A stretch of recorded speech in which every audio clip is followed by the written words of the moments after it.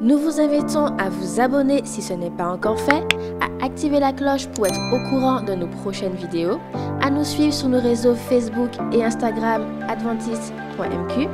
Bon visionnage et prenez soin de vous.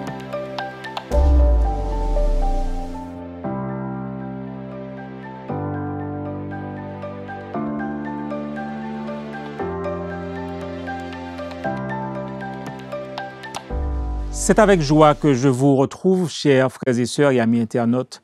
Nous sommes parvenus à notre 5e présentation pour cette semaine de réveil de la gestion chrétienne de la vie. Et toutes nos présentations sont disponibles sur notre chaîne YouTube Espérance Média de Martinique. Que le Seigneur nous bénisse en famille et en Église alors que nous prenons le temps pour étudier sa parole. Comme à l'accoutumée, prions ensemble. Seigneur notre Dieu, une fois de plus, visite ton peuple en cet instant qui cherche ta volonté à travers ta sainte parole. Nous ne voulons pas être des auditeurs oublieux, mais aide-nous à mettre cette parole en pratique dans nos vies. Nous te demandons ceci au nom de Jésus. Comment le sabbat a-t-il un lien avec le principe de Dieu en premier?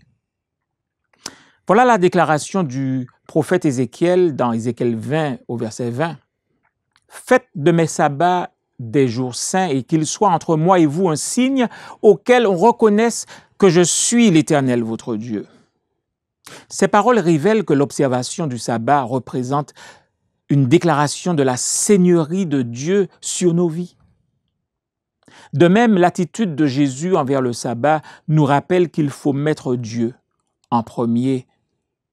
Et dans cette réflexion, nous allons revisiter l'histoire racontée dans Luc chapitre 6, les versets 6 à 10, pour apprendre davantage sur l'observation du sabbat et le fait de mettre Dieu en premier. Voilà ce que nous lisons. Il arriva un autre jour de sabbat que Jésus entra dans la synagogue et qu'il enseignait. Il s'y trouvait un homme dont la main droite était sèche. Les scribes et les pharisiens observaient Jésus pour voir s'il ferait une guérison le jour du sabbat. C'était afin d'avoir sujet de l'accuser. Mais il connaissait leurs pensées. Et il dit à l'homme qui avait la main sèche, « Lève-toi et tiens-toi là au milieu. » Il se leva et se tint debout.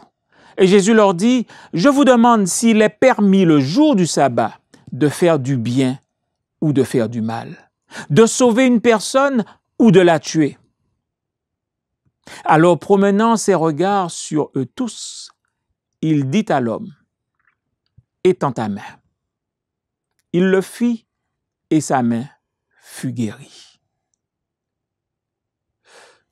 Le récit de ce miracle commence avec les mots un autre jour de sabbat.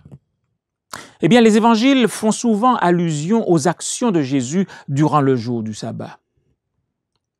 Jour du sabbat qui s'étend du coucher du soleil de vendredi au coucher du soleil de samedi. Et dans ce chapitre, Luc, le narrateur, a regroupé 2 événements liés au sabbat. Le premier parle des disciples qui prennent des grains d'un champ pour les manger le jour du sabbat. Les pharisiens les blâment d'avoir désobéi à la loi. En guise de réponse, Jésus va justifier leur action et se déclare maître même du sabbat. Nous trouvons cela dans Luc 6, 3 et 4, Marc 2, versets 27 et 28 et Matthieu 12, versets 5 à 6.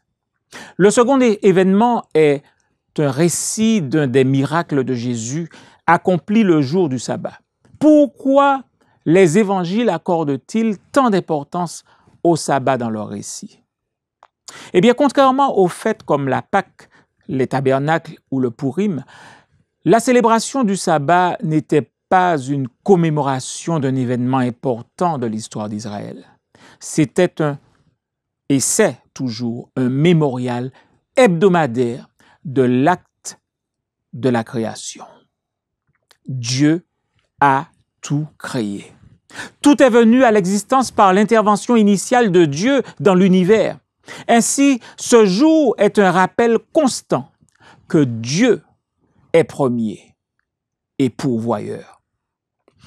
Incontestablement, l'observation du sabbat aida Jésus à maintenir une compréhension claire de son affiliation avec le Père, comme exprimé en ces termes dans Jean 3, verset 35. « Le Père aime le Fils et a tout remis entre ses mains. » Le Père est le propriétaire pourvoyeur et le Fils agit comme étant son gestionnaire. Du reste, Ellen White a écrit ces mots au sujet de l'objectif principal du sabbat que nous trouvons dans le livre Jésus-Christ à la page 116. Voilà ce qu'elle dit. « Aucune institution confiée aux Juifs ne servait autant que le sabbat à les distinguer des nations environnantes. L'observation de ce jour dans la pensée de Dieu devait les faire connaître comme étant ses adorateurs. Ce devait être un signe indiquant leur éloignement de l'idolâtrie et leur communion avec le vrai Dieu. » Fin de citation. Ô chers frères et sœurs, chers internautes, le but du sabbat est que l'humanité s'aligne avec l'ordre qui existe dans l'univers. Dieu en premier, en le reconnaissant comme celui qui pourvoit et soutient toutes choses. L'existence humaine se déroule sur deux plans, dans le temps et dans l'espace. Adam a été créé le 6e jour et placé dans un jardin. En tant qu'être humain, non seulement occupons-nous l'espace, mais nous modifions aussi constamment le monde matériel qui nous entoure. C'est d'ailleurs le dessein de Dieu pour l'humanité que nous trouvons dans Genèse 2,15. Cependant, cette entreprise pose le risque d'oublier que nous avons des liens avec le Créateur et que nous sommes dépendants de lui. Plusieurs ont fini par fonctionner avec un esprit purement matérialiste. Et pour empêcher cet état de fait, Dieu a établi le premier jour complet de l'existence de l'homme, non comme un jour de travail, mais comme un jour de repos. En gardant le sabbat, Jésus a donné l'exemple de la perspective que nous devrions adopter concernant les actions. Du reste, Jean 5, verset 30 nous dit « Je ne peux rien faire de moi-même ». Le sabbat nous aide à nous souvenir que nous ne sommes pas ceux qui soutiennent le monde, ni notre existence. L'observation du sabbat est essentielle pour que nous croissions dans un état d'esprit visant à placer Dieu en premier. Nous trouvons Dieu en premier, ce concept, à travers l'adoration collective. En effet, en ce jour de sabbat, Jésus entra dans la synagogue, qui est littéralement le lieu de l'assemblée. Il était donc engagé dans l'enseignement. La synagogue a joué un rôle majeur pendant le ministère de Jésus. Les évangiles associent le ministère de Jésus à la synagogue plus de 10 fois. Et on peut retracer le rassemblement de croyants en petits groupes de prière, sans sacrifice, à l'époque de Salomon. Cependant, les synagogues ont été organisées de façon formelle durant l'exil babylonien, après la destruction du temple de Jérusalem. En effet, ces bâtiments étaient au centre de la vie sociale et de la vie religieuse de la communauté juive.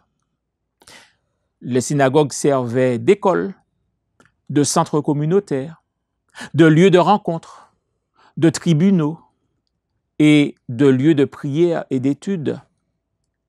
Le sabbat, l'espace était réservé à l'adoration et aux lectures des Écritures.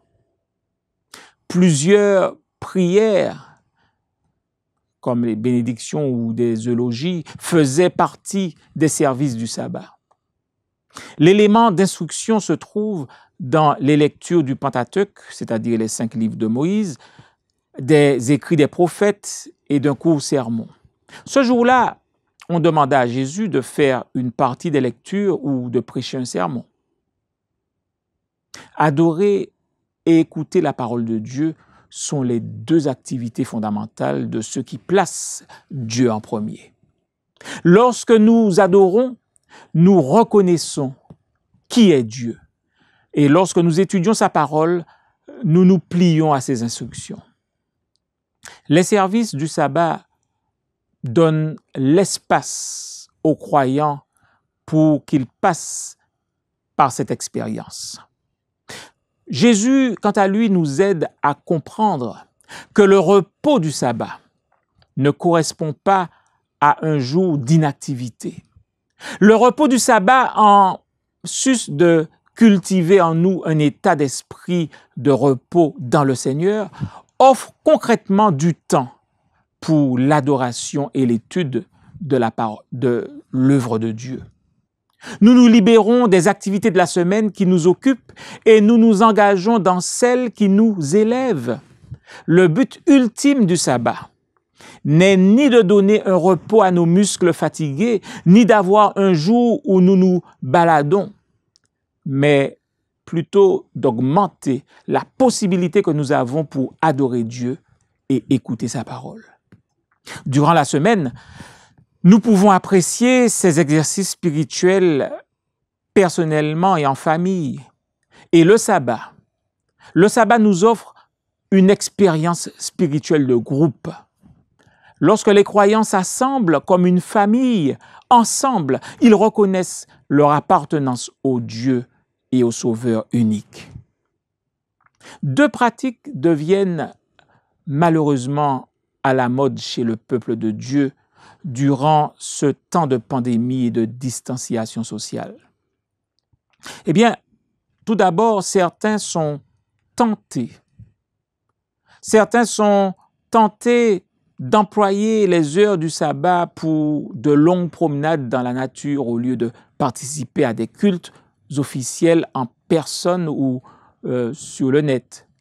La nature est en vérité le second livre de Dieu, mais Dieu n'a pas pour but de remplacer l'adoration collective par une marche dans la nature, mais plutôt qu'elle en soit le complément. Une autre pratique est ce que je vais définir comme étant l'église buffet. Les croyants sautent d'un site à l'autre en quête d'un animateur de l'école du sabbat, d'un directeur des louanges ou d'un prédicateur qui correspond à leur goût.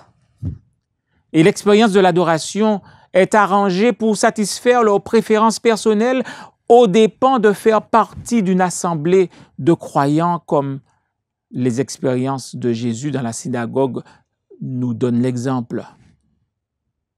Du reste, selon l'apôtre Paul, dans Éphésiens 4, verset 12, Christ établit les ministères, comme il dit, en vue de l'édification du corps de Christ, et non pour encourager des chrétiens à s'isoler des autres.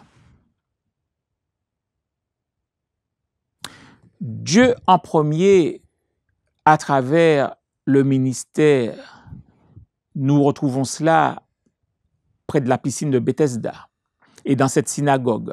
Jésus a utilisé les heures du sabbat pour s'occuper des besoins des plus vulnérables. En réponse à l'attaque des pharisiens, il posera dans Luc 6, verset 9, cette question rhétorique. Je vous demande s'il est permis le jour du sabbat de faire du bien ou de faire du mal, de sauver une personne ou de la tuer. Comment ces actes de service, de compassion et de guérison démontrent-ils le principe de Dieu en premier? Eh bien, durant les jours ouvrables de la semaine, de dimanche à vendredi, nous travaillons et jouissons du fruit de notre travail. La nature du travail effectué le sabbat a deux caractéristiques différentes. D'abord, le 7e jour, nous travaillons exclusivement pour l'intérêt des autres. L'intérêt personnel est mis de côté. Et Abraham Heschel, dans son livre « Le sabbat », évoque la nature altruiste des activités pendant les heures du sabbat. Voilà ce qu'il dit. Il y a un monde temporel où le but n'est pas d'avoir, mais d'être. de ne pas posséder, mais de donner, de ne pas contrôler, mais de partager, de ne pas soumettre, mais d'être en accord. De plus, notre service auprès des nécessiteux est équivalent au service de Dieu. Le sage, dans Proverbes chapitre 19, verset 17, dit « Celui qui accorde une faveur aux pauvres prête à l'Éternel ». Et Jésus mentionne dans Matthieu 25 au verset 40 que toutes les fois que vous avez fait cela à l'un de ces plus petits de mes frères, c'est à moi que vous l'avez fait. Tous les actes de bienveillance sont ultimement adressés à Dieu. Et le sabbat est le jour de Dieu en premier par excellence, parce qu'en ce jour, nous mettons notre personne de côté et nous servons Dieu à travers les autres. Le péché et ses conséquences ont défiguré, ont brouillé l'image de Dieu chez les humains. Nous restaurons l'image de Dieu dans l'humanité à chaque fois que nous œuvrons pour améliorer les conditions de vie des autres. Du reste, Ellen White transmet cette idée dans son livre Jésus-Christ à la page 119 lorsqu'elle déclare ceci: « Toute religion dénaturée apprend à ses adeptes à ne pas se soucier des besoins, des souffrances et des droits de l'homme. L'Évangile attribue une plus grande valeur à l'humanité qui a été rachetée au prix du sang du Christ. Et elle enseigne les plus tendres égards pour les besoins et les malheurs de l'homme. » Oh, chers amis, toute forme de ministère de restauration aide les bénéficiaires et les observateurs à apprécier l'amour et la puissance de Dieu. Ceci conduit plus de personnes à placer Dieu en premier. La façon dont Jésus a gardé le sabbat aide à cultiver l'état d'esprit visant à placer Dieu en premier, à pratiquer les principes de Dieu en premier et à influencer les autres à adopter cette philosophie de vie. Lorsque les heures du sabbat sont consacrées à l'adoration en communion, à l'étude de la Bible et à un ministère altruiste, il devient le jour le plus agréable de la semaine. Il devient un délice pour ceux qui observent le sabbat. Je vous invite, chers frères et sœurs, chers amis internautes, je vous invite à en faire l'expérience. Et Dieu, qui est fidèle, saura nous aider à y parvenir. Que le Seigneur nous bénisse. Pour aller plus loin, qu'est-ce qui vous empêche de faire l'expérience du sabbat comme le jour de Dieu en premier? Par quels moyens voudriez-vous enrichir votre expérience du sabbat? Y a-t-il quelqu'un qui fait face à des formes de défis ou de persécutions à cause de son observation du sabbat? Présentez son nom pour les prières d'intercession. Ma promesse pour aujourd'hui. Aide-moi, Seigneur, à observer le sabbat, m'y préparer comme il le faut le vendredi, en respectant ses limites, avec des pensées justes et des activités appropriées.